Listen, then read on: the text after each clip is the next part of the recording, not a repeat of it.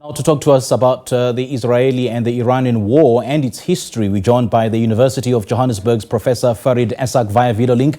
Very good evening to you, Prof. Thank you so much for joining us, and a warm welcome to the late edition on SABC News. Thanks, Imperial. Well, it's an absolute pleasure. Now, Israel and Iran, Prof, opened a new chapter in their long history of conflict when Israel launched in a major attack with strikes early on Friday that set off explosions in the Iranian capital, Tehran. Now, can you perhaps trace the early relationship between Iran and Israel prior to the 1979 Iranian Revolution? What were the strategic interests that brought them together, and how did Israel perceive Shah's Iran?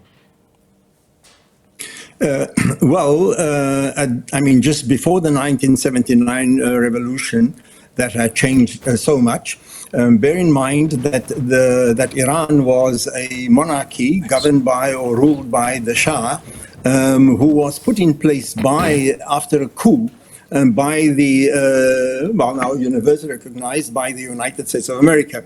And so given that Israel's own strategic interests had always coincided with the United States, there was then a deeper relationship between the two. Israel also needed its allies in an area that on the whole was opposed to its very existence, particularly given that it was at the expense of the Palestinians. And so the Iranian provision of, say, its position in relation to the United States, the Iranian discomfort with the other Arab regimes that it was entrusted by the other Arab governments, all of this coincided with Israel's own need in the region and its own search for allies in the region. The two became actually very thick. Particularly on intelligence cooperation, and intelligence in both of these countries also meant serious repression. So you had Mossad on the one hand in Israel, and you had Savak on the other hand in Iran. And both of these two agencies played huge roles, much more than what we see in other, say, democratic countries, in the politics of the region. So the nature of the cooperation and the extent of it was part of this, the deepening of ties between the two. It was, of course, all ended when the Shah's regime collapsed in 1979 and the Islamic Republic of Iran came into existence. It's quite interesting that you raised that point, Prof, but correct me if I'm wrong, but the 1979 Islamic Revolution changed Iran's foreign policy posture towards Israel. I want us to extend this discussion to what some of the ideological and perhaps the theological shifts were involved, and what role did Ayatollah Khamenei's rhetoric play in defining Israel as an adversary? Well, there are theological insights into the whole thing, into the whole conflict, but we must bear in mind that often theology is just instrumentalized as a weapon for larger ideological and economic conflicts.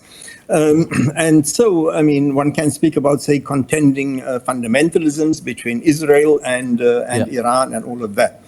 And of course, I mean, Khomeini and the revolutionary crowd in Iran, or that then became the country's new establishment, they were also just part of a larger global south or a larger third world resentment or against the very existence of Israel, particularly given that it was formed on the basis of what the Palestinians refer to as the Nakba, the great disaster, and that it meant the dislocation or the ethnic cleansing of Palestinians from large parts of the 1948 proclaimed state of Israel. And so Khomeini there was a lot of personal charisma to him, and he became the central figure in what later became was known as the Islamic Revolution. I don't think that it's simply a question of, say, Khomeini, or that it was Shiaism or against the interests of the Sunnis. I don't think it's useful to reduce all of these things simply to ideology. Okay. But The kind of revolution that started in Iran was a revolutionary one, and it was bound to unsettle other powers in the region. Now, Prof, I want us to focus on this massive shift in regional politics, in the 1980s, such as the Iran Iraqi War, the covert cooperation of the Iran-Contra affair, you'll recall, which was a political scandal in the United States that centered on arms trafficking to Iran between 1981 and 1986. Ostensibly facilitated by senior officials of the Ronald Reagan administration. So to what extent then, Prof, was the hostility between Israel and Iran driven by ideology versus regional realpolitik?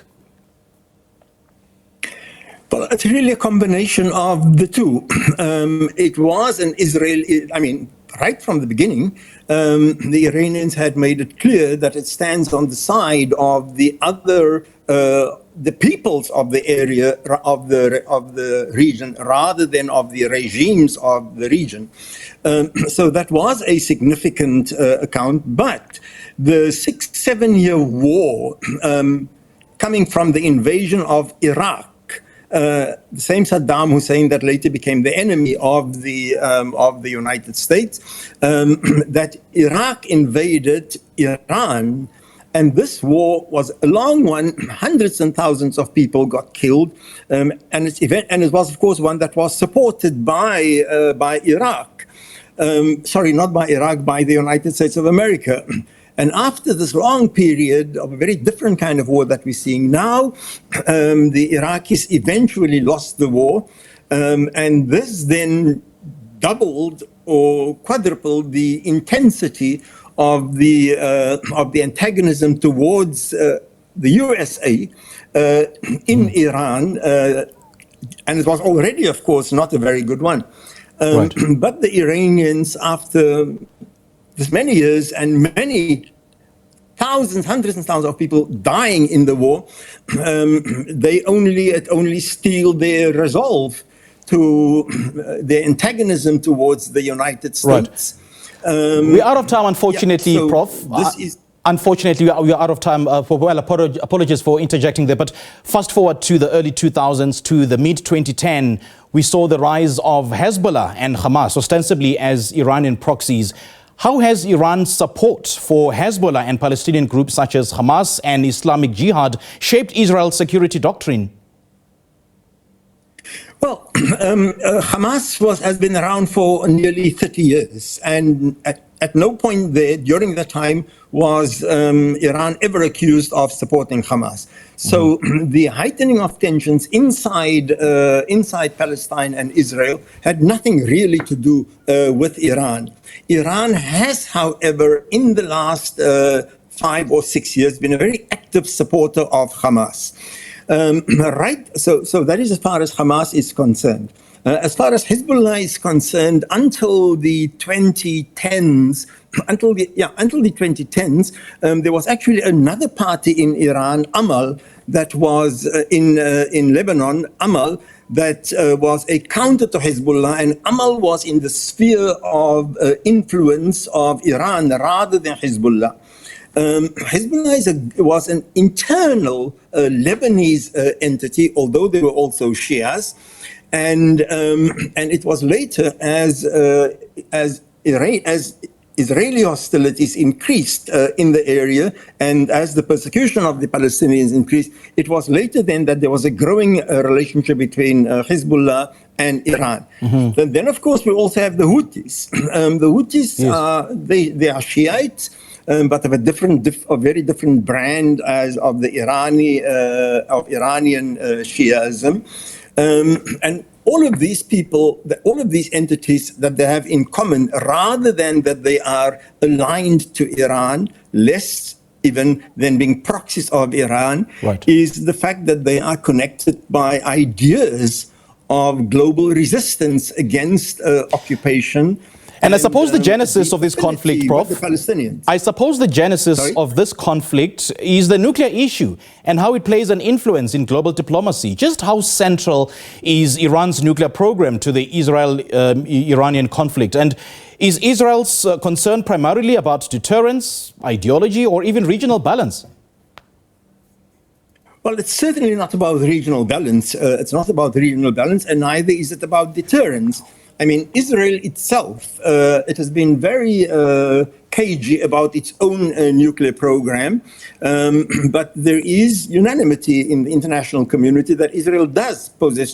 I mean, estimates by the Stockholm International Peace Research Institute estimates that that Israel has at least 90 nuclear warheads, and the other sources have suggested that it could be as high as 400. Okay. And so here you have this really normally ridiculous scenario of an entity with so many warheads insisting that Iran should be should never acquire nuclear energy, let alone nuclear weapons.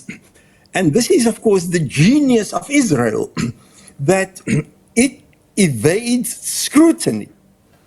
And it's the genius of Israel and the complicity of the international community. No, there is no reference to Israel's more than 90 developed nuclear warheads and Iran's nuclear program, right, that nobody has certified is for military or war or war Prof, purposes. I know we need more time, to have a discussion on this as the complexities of the Iranian-Israeli war deepen. But thank you so much for sharing your insights with us. We do appreciate your time.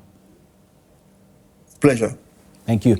Well, joining us via video link there was Professor Farid Esack, writer and scholar at the University of Johannesburg, just sharing with us his thoughts and his insights on the genesis and the history of the Iranian and the Israeli conflict.